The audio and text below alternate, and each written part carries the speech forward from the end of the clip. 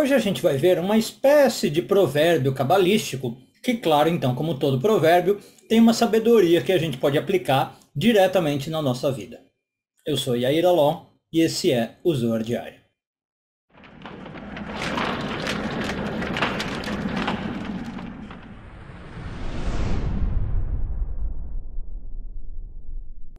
Essa semana continuamos a ler a porção de Miquetes, hoje focando nos parágrafos de 93 a 95 do Zoar, oitavo ano de leitura. Bom, eu falei antes da vinheta que a gente vai ver uma espécie de provérbio, mas não é exatamente um provérbio. Mas eu vou seguir aqui a lógica que o Zoar está seguindo, vocês vão entender. Então, o provérbio, entre aspas, é um salmo. Tá? Ele está no Salmo 118, versículo 22, e até um salmo meio famoso, talvez você já tenha ouvido falar, o versículo meio famoso. Ele diz o seguinte: a pedra que os construtores rejeitaram se tornou pedra fundamental. Né? Vamos primeiro entender o literal, depois a gente vai para a lógica que o Zoar vai desenvolver. Estamos falando aqui no literal mesmo, tá? Literal do literal, de uma pedra que ela não é muito interessante para usar na construção, né? Talvez é uma pedra meio porosa, ela não tem sustento, ela não tem solidez, né? Então ela foi rejeitada pelos construtores e aí ela se tornou a pedra fundamental, é a pedra que ela fica geralmente na quina, né? Ou num ponto estratégico da construção onde ela tem que aguentar bastante peso. Tá? Essa é a ideia que o Salmo está falando.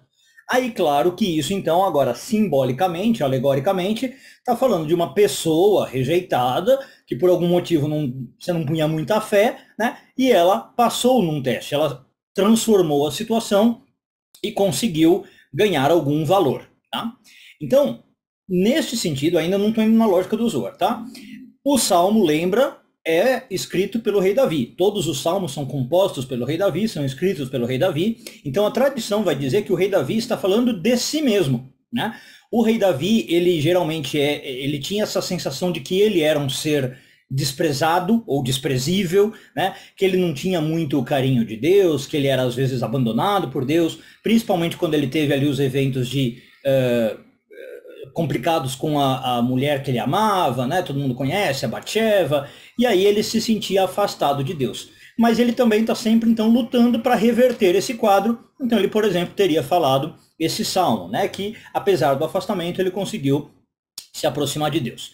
E o Zoar fala que realmente, quando ele conseguiu fazer isso, ele conseguiu, inclusive, um status parecido ao dos patriarcas. Apesar de não ser um patriarca, né? Ele conseguiu ficar num status como Abraão, Isaac e Jacó.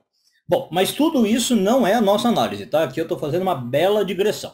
O Zoar vai pegar esse salmo e vai ligar com uma outra parte da história que nós estamos lendo essa semana, Miquetes, como eu falei, que está em Gênesis 42 e que diz o seguinte, que Jacó ficou sabendo, né, o termo da Torá é que Jacó viu que havia grãos no Egito. Então vamos lá, agora vamos seguir a lógica que eu falei que eu ia fazer com vocês. O que está acontecendo? Vamos lembrar que tem um período de fome na terra de Israel. Aliás, isso acontece várias vezes ao longo do Gênesis, né? Acontece na época de Abraão, acontece algumas vezes.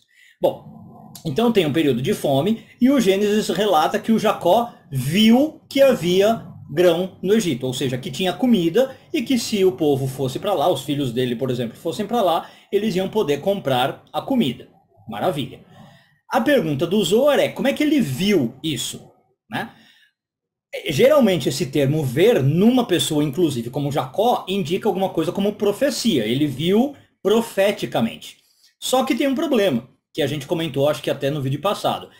O Jacó não estava no seu melhor estado emocional, porque ele tinha achado que tinha perdido o filho querido dele, né, o José, ele achou que o José estava morto. Então ele estava abalado emocionalmente e com isso ele não estava conseguindo ter a sua estatura toda de alma. Né? Ele não estava, por exemplo, com o Ruach. E o Ruach na Kabbalah é o nível que, inclusive, deixa que a gente tenha a profecia, que faria ele ver que tem comida no Egito. Na Kabbalah a gente diz que a gente tem o Ruach HaKodesh, o espírito de santidade. Então o Zoar fala, tem alguma coisa errada aqui na história, né? Como é que ele viu se ele não está com o Ruach? E aí o Zoar acaba concluindo que, vamos seguindo a lógica, que ele viu num sentido bem mundano da coisa, não tem nada de espiritual. Ele viu as pessoas indo para o Egito, ele viu as pessoas que moravam em Israel descendo para o Egito, e ele tirou uma conclusão lógica, sei lá, mais ou menos como Sherlock Holmes, entendeu? Ele tirou uma dedução normal. Todo mundo está indo para o Egito, então tem comida no Egito. Pronto. Nada de místico aqui, nada de profético aqui. Bom, e aí, vamos lá. Como é que isso liga com o Salmo 118 que eu falei? O Salmo 118, vamos lembrar a interpretação que eu dei, significa que uma pedra rejeitada, uma pedra que você não dá muito valor para ela, se torna uma pedra importante.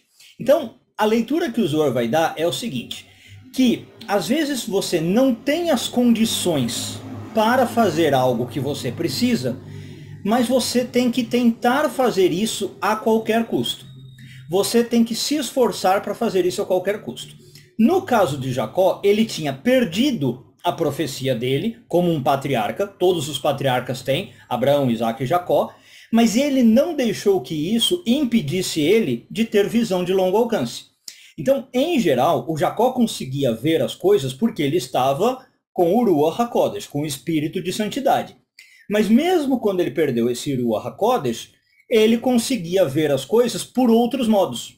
É como se ele tivesse compensado a falta de outro modo. Então, ele se tornou essa pedra. Esse salmo começou a se aplicar nele. Era uma pedra rejeitada que se tornou a pedra fundamental. Deu para entender? Então o Zohar está falando que a gente tem que tentar fazer o que Jacó fez. A gente tem que desenvolver uma habilidade em nós que é o seguinte, se você quer muito uma coisa, não importa que você, no momento, não tenha os recursos necessários para conseguir aquilo.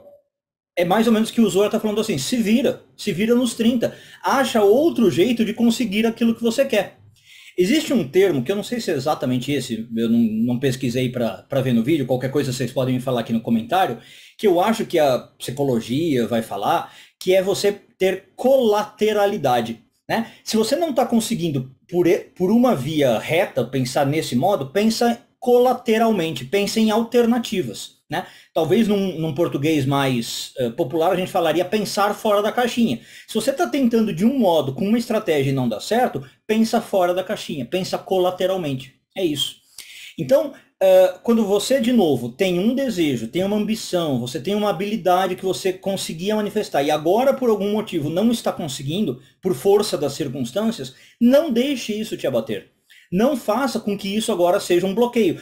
Na metáfora aqui que o Gênesis mesmo está usando, não deixe que isso tire a sua visão. Não faça com que isso te deixe cego.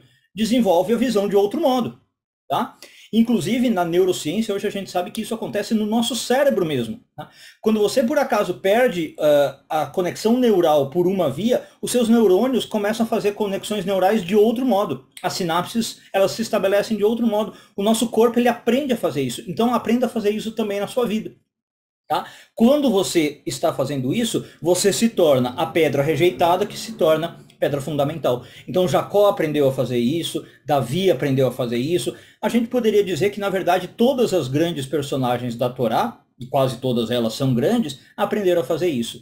Aprender a fazer isso é um grande sinal de evolução espiritual, é uma grande habilidade que você pode ter para chegar numa capacidade de terminar, que aliás é o nome dessa porção, miketz, né, finalizar os sofrimentos da sua vida, as dificuldades da sua vida e encontrar, portanto, a própria luz da espiritualidade. Um bom dia a todos e tudo de bom.